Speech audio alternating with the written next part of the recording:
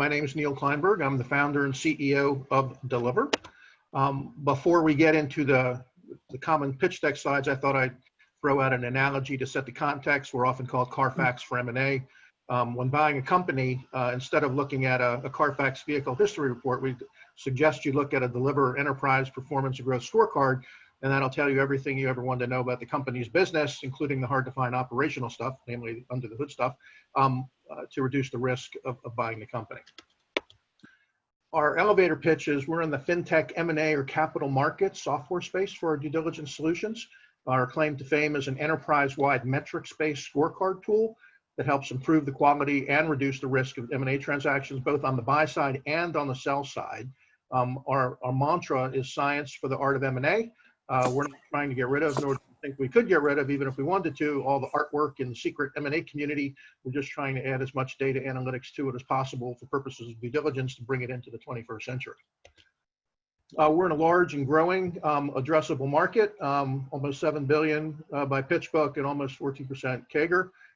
We swim in a pool with a variety of other M&A software packages. Some of the popular ones are VDRs and workflow and deal sourcing. And we're trying to have a new category of software called Score Due Diligence, blessed by Gartner, who we're in discussions with. We sell to 3 different revenue streams. The first 2 on the buy side, 1 on the sell side. On the buy side, we sell to strategic acquirers, typically through their corporate development or post-merger integration groups, and on the financial acquirers, typically through their general partners. And on the sell side, no matter what growth stage you are, you can use our software to impress a potential acquirer down the road as part of their exit strategy using a metrics-based business excellence framework. We don't have any direct competitors in terms of package software, but we indirectly compete against all of these for the budget for the M&A software. A lot of well-known problems in the M&A ecosystem. The big problem we're helping to solve is bad outcomes or deals gone bad. But I always like to say we have a really nice side benefit is we reduce a lot of the blood, pain, and suffering normally associated with the due diligence process. So what we need is a strategic outcome-focused M&A deal paradigm, not the transaction one that exists today. Here's a snapshot of our Tier 1 aggregated view of our scorecard, which is in SaaS AWS servers. We measure 2 things that are most interest to investors, enterprise performance to date and growth potential in the future. Those are the 2 color-coded columns. And we use 14 categories to do the measurement, and they're held constant so you can compare deals across different markets. And if you click on any of the 14 categories on the left-hand side, that'll take you to the Tier 2 scorecards where all the due diligence questions are asked, all the answers and all the analytics are generated, and then it all aggregates up until here. And in the middle column, we have what's called the valuation adjustment range. And this lets you see live how as you improve on your scorecard, your valuation will go up if you do well and go down if you do bad. Had a team together since day one. They've all got startup technology and business experience. This is not my first rodeo either. It's my 4th company. I had a successful exit with another FinTech software company in the wealth management space at the end of 2007. And we have a very active and credential advisory board too. In terms of traction, we have 40 clients to date and 20 partners, many of them with global reach. We've been in the news a lot lately since last summer when we released our SaaS product, including the Moxie Award, which was for the disruptor in the M&A community, and we competed in the entire software product category. In terms of competition, the companies I mentioned before are all indirect competitors, but we have blue ocean space in the sense of no one's got a packaged product. And given our intellectual property, we believe we'll stay there for at least a couple of years to win the race. In terms of intellectual property, us due diligence guys, we like to say that there's 3 buckets of due diligence.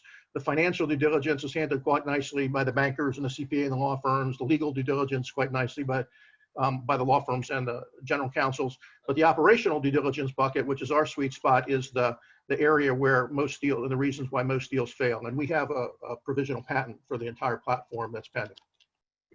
In terms of the revenue model, average sales price over $73K per year per customer, but it's highly skewed towards the buy side who have the money as opposed to the sell side. We're usually early stage. 80% of the revenue is through SaaS subscriptions, a little bit for onboarding and recurring revenue for reviewing the metrics on a quarterly basis.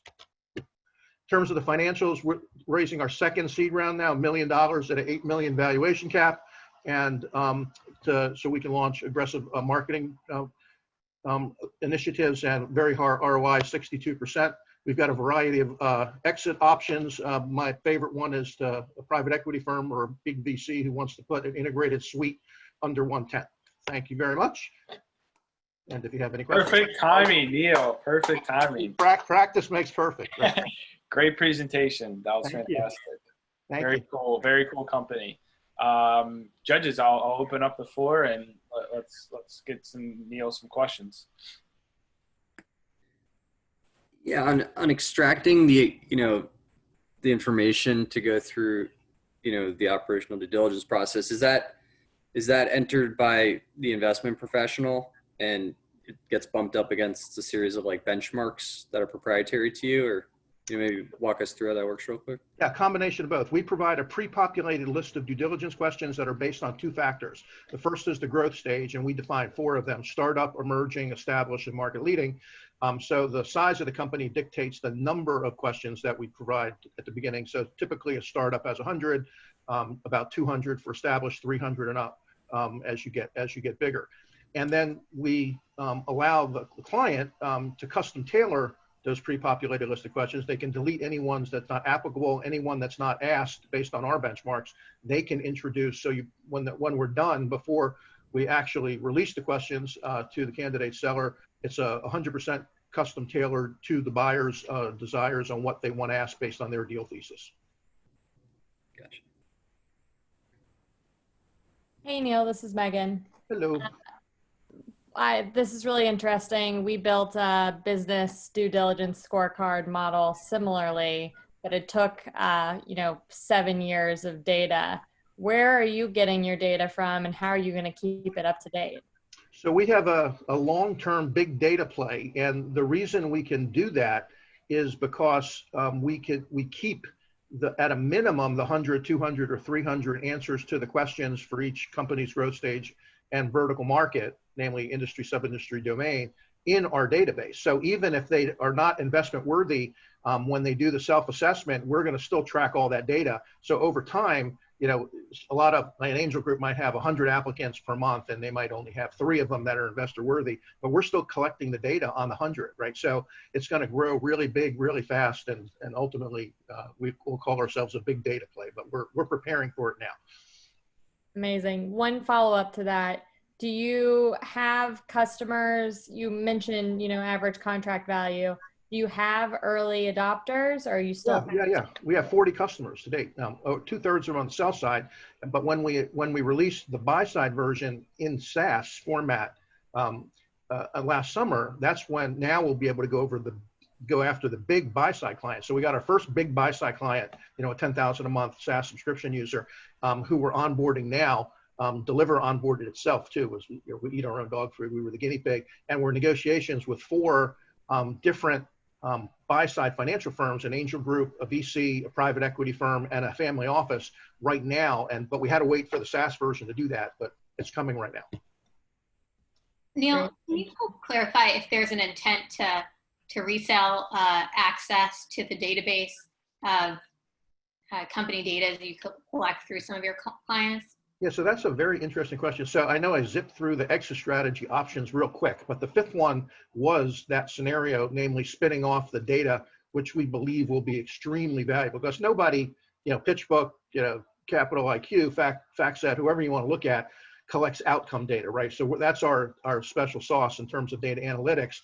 Well, everybody does deal flow, but nobody collects that. So we believe that will be unbelievably valuable and worthy of a spinoff itself, even though we certainly, as it's growing, want to hang on to it to differentiate ourselves in the short term. But as we get bigger, I think that'll be a viable exit option as well. Well, that leads me to the reason I asked that is because, especially for companies sub $15 million in valuation, their self-reported, balance sheet, there's very little data integrity to that. And so how does that then provide utility to reusers of that data? So if you just look at, I'll just use ourselves as an example. So we put ourselves in PitchBook, when we did the market analysis, and I looked at every sell side from Angel, Gust, you name it, platform out there. And the data it's all collected, number one, in a different way. So you can't compare deals. Number two, it has no outcome statistics. And number three, they don't do a deep enough dive and convert to analytics. So you can read in text and prose all you want about any particular company that posts any particular document on their platform, but nobody does any analytics on it. So if I'm an investor, I want to see analytics and a scorecard before I want to read 100 or 1,000 pages. So since we keep those 14 categories of the scorecard constant, we're the only ones, to our knowledge, that allows you to compare deals. So that's the huge analytical advantage. Even before we get big data, we have great data. So I hope that answers your question.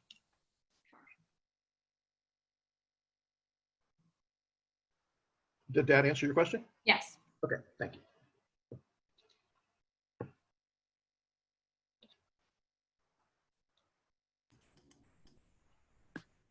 All right.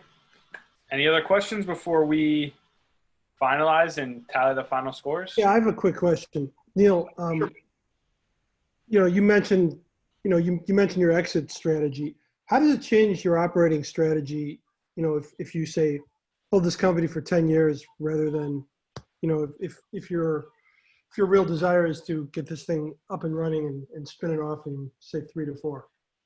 So we have a two-part strategy. The first part is Diliver being acknowledged as the gold standard or the good housekeeping seal of approval for the new category called scored due diligence.